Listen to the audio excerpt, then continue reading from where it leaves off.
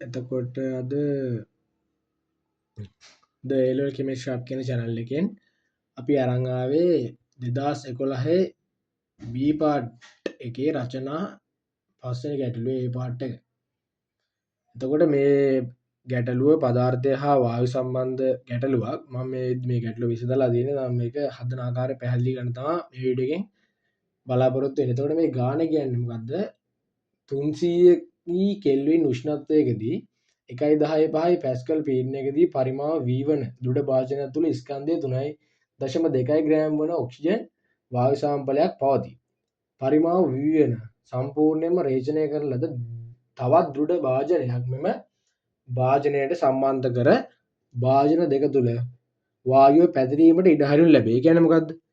කියන්නේ සාමාන්‍යයෙන් V මෙන්න මේ වගේ V පරිමාවක් තියෙන භාජන දෙක රේචනය කරනවා කියලා මෙහෙම එකට සම්බන්ධ කුඩා නලකින් පරිමාණ නොගෙන යකි කුඩා නලකින් උම සම්බන්ධ කරලා වගේ තියෙන්නේ.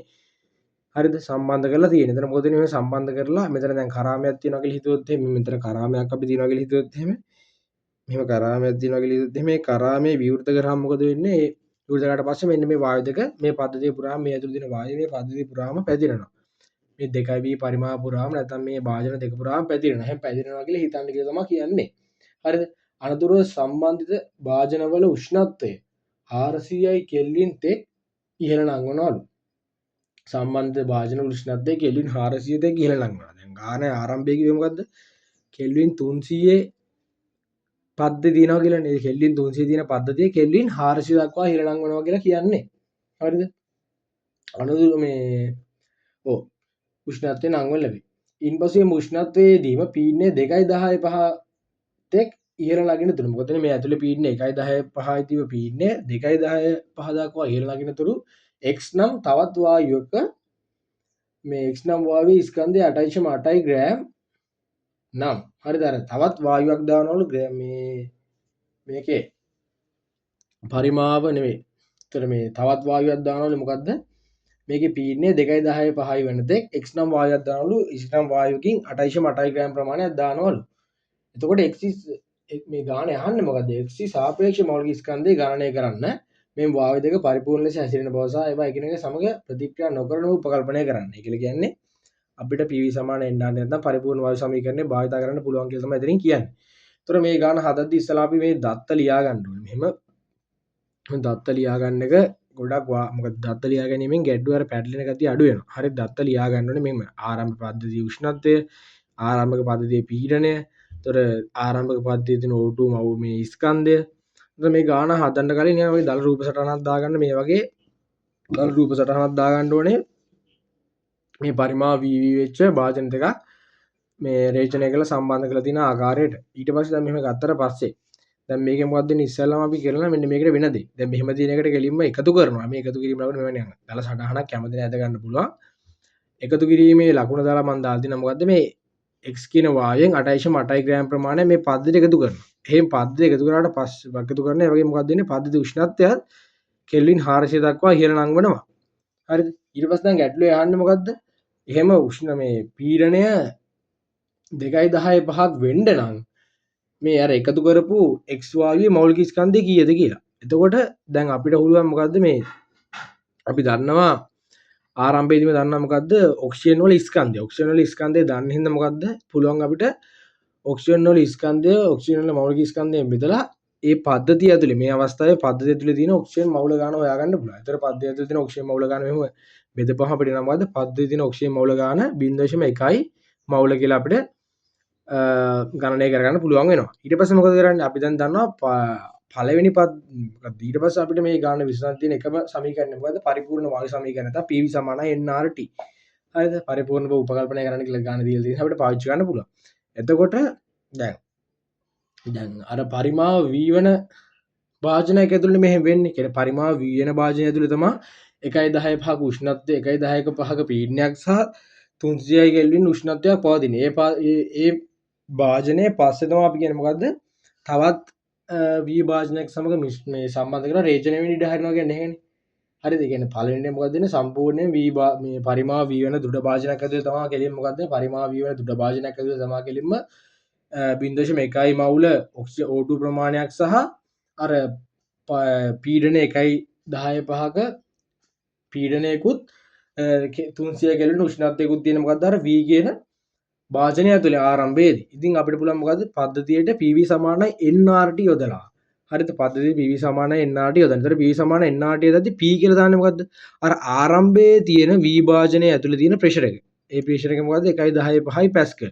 වගේම ආරම්භක භාජනයේ පරිමාණ V ම. ඒතර ආරම්භක භාජනයේ තියෙන මවුල ගාන කියන්නේ කීයද? ඔක්සිජන් මවුල ගාන. අර ඔක්සිජන් ග්‍රෑම් 3.2 ග්‍රෑම් ඔක්සිජන් ප්‍රමාණයෙන් එන ඔක්සිජන් මවුල ගාන කියද 0.1 මවුලනේ එන්නේ 0.1 මවුල ප්‍රමාණය. R අපි ආදේශ කරන්න අවශ්‍ය වෙන්නේ නැහැ. මොකද අපි මෙහෙම PV සමානයි nRT ආදේශ කරලා සමීකරණ දෙකක් PV සමානයි nRT ආදේශ සමීකරණ දෙකක් ලියන්නේ බෙදලා තමයි ගොඩක් උත්තරේ ගන්න හින්දා R ගොඩක් වෙලාවට සුළු වෙලා යන හින්දා R අපි R විදිහටම තියාගන්න. ඒකේ අගේ ආදේශ ගන්න අවශ්‍ය වෙන්නේ නැහැ. ඒතර T කියන්නේ මොකද්ද? ඒතර ඒ ආරම්භක V පරිමාවයේ උෂ්ණත්වය. ඒ ආරම්භක V පරිමාවයේ උෂ්ණත්වය අපිට මේ ගාන දෙලා දෙනවා මොකද්ද? කෙල්වින් 300යි කියලා. ඒතර ඒක තමයි අපේ පළවෙනි සමීකරණය. ඊට පස්සේ ගැටලුව විසඳද්දී අපි දන්නවා ඊට පස්සේ ගැටලුව කියන මොකද්ද? තවත් V වාදනයක පරිමාව V වූ තවත් භාජනයක් සමග රේචනය කරනවා. ඒක කියන්නේ මොකද? එහෙනම් දැන් මොකද වෙන්නේ? දැන් V භාජනය එකතු වුනහම දැන් හැදෙන නව පරිමාව 2යි V වෙනවා. ඒ වගේම මොකද? දැන් නව පද්ධතිය මොකද? දැන් අපි ගත්තොත් එහෙම අර කලින් යෙදුවේ පළවෙනි අවස්ථාවට PV සමාන වෙන්නට. දැන් පළවෙනි පද්ධතිය කියලා කියන්න පුළුවන්. දැන් දෙවන අවස්ථාවේදී දැන් මොකද කරන්නේ? දෙවන අවස්ථාවේදී තවත් PV සමානයි nRT යොදනවා. හැබැයි ඒතර පද්ධතිය වෙනස් වෙලා තියෙන්නේ.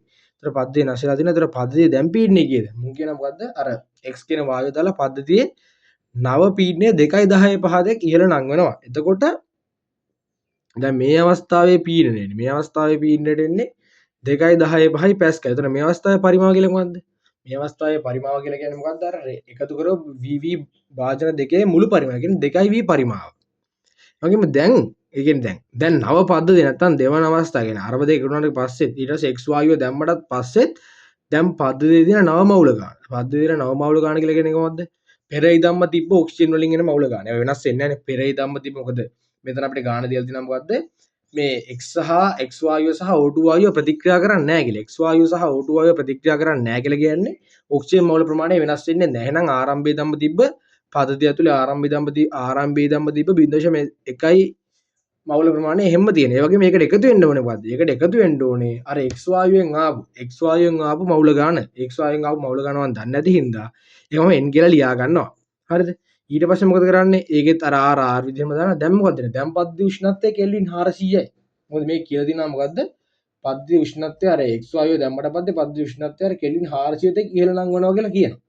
පද්ධති උෂ්ණත්වය කෙල්වින් 400 තෙක් ඉහළ නංවනවා කියන්නේ මොකද කියනවා? අර භාජන දෙක සම්බන්ධ කරාට පස්සේ පද්ධතියේ උෂ්ණත්වය කෙල්වින් 400 තෙක් ඉහළ නංවනවා කියලා තියෙනවනේ. එහෙනම් කෙලින්ම මේ අවස්ථාවේ නව පද්ධතියේ උෂ්ණත්වය කෙල්වින් 400ක් වෙනවා. ඒතර අපි ඒක දෙවෙනි සමීකරණය කියලා ලියා ගන්නවා. ඒක තමයි දෙවෙනි සමීකරණය. එතන අපි ගාව සමීකරණ දෙකක් තියෙනවා. මේ එක දෙකෙන් බෙදුවොත් මට මේ n වල අගය හොයාගන්න පුළුවන්.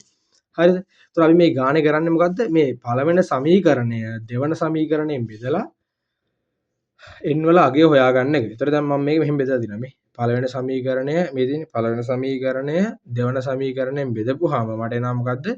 මෙතන 4ක් ගෙනා මෙන්න මේවට මේවා කැපිලා ගිහලා p පැස්කල්ට p එක කැපිලා යනවා 10 5ට 10 5 කැපිලා ගිහලා v ට v කැපිලා ගිහලා මෙතන උඩිය කෙලින්ම 4ක් ඉතුරු වෙනවා. ඒතර මෙතන මොකද වෙන්නේ?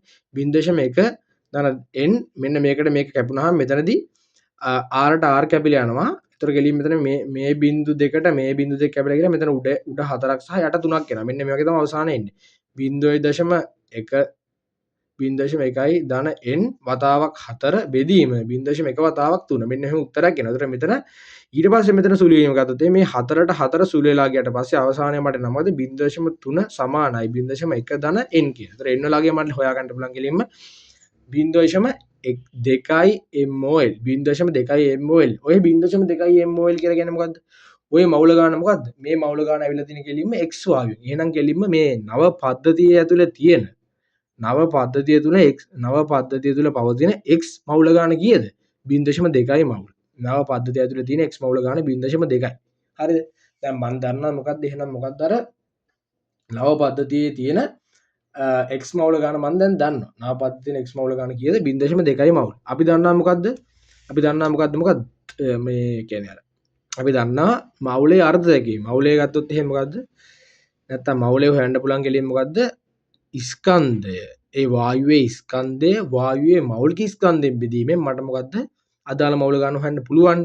ඉතින් දැන් මං මවුල ගන්න දන්නවනම් ඒතර වායුවේ ස්කන්ධය දන්නවනම් මෙන්න මේ දෙක ආදේශ කරපුවම මට m වල අගය හොයාගන්න පුළුවන්. මේ n ට අපි දානවා 0.2 mol කියලා. ඒතර ඒ වගේම දැන් අර x වායුවෙන් එකතු කරපු ස්කන්ධය 8.8 ග්‍රෑම්. ඒකත් මම ආදේශ කරා. ඒතර මෙතන mx. ඒතර mx වල ස්කන්ධය නැත්තම් x වායුවේ මෞලික ස්කන්ධය මට එනවා කෙලින්ම ග්‍රෑම් 44යි කියලා. එහෙනම් මොකද්ද x වායුවේ සාපේක්ෂ පරමාණු ස්කන්ධය ග්‍රෑම් 44යි. දැන් x වායුවේ සාපේක්ෂ ග්‍රෑම් නෙවෙයි සමාන මේ x වායුවේ සාපේක්ෂ අණුක ස්කන්ධය උතන එනවා කෙලින්ම කීයද 44යි කියලා. x වායුවේ සාපේක්ෂ අණුක ස්කන්ධය අපිට අවසානයේ එනවා මොකද්ද 44යි කියලා. ඒතර මේ ගාන එහෙමයි විසඳන්නේ. ඒතර මේ ගාන සාමාන්‍ය ගැටලුවක්. ඒ වගේ අර දත්ත ආදේශත අපි රූප සටහනක් දාගෙන කිරීම දත්ත ටික ලියාගෙන තියාගත්තාම මේ වගේ ගානක් ටක් ගාලා විසඳන්න පුළුවන්. මේක සරල ආකාරයේ ගැටලුවක්. ඉතින් ඊට පස්සේ අපි මේ වගේම තවත් වීඩියෝ දෙකකින් මේ يعني මේ 2011 පස්වෙනි ගානේ B පාර්ට් එක සහ C පාර්ට් එක ගෙනීමට බලාපොරොත්තු වෙනවා. එහෙනම් සුබ දවසක්. හොඳින් වැඩ කටයුතු කරගෙන යන්න ලැබේවා. ජය වේවා.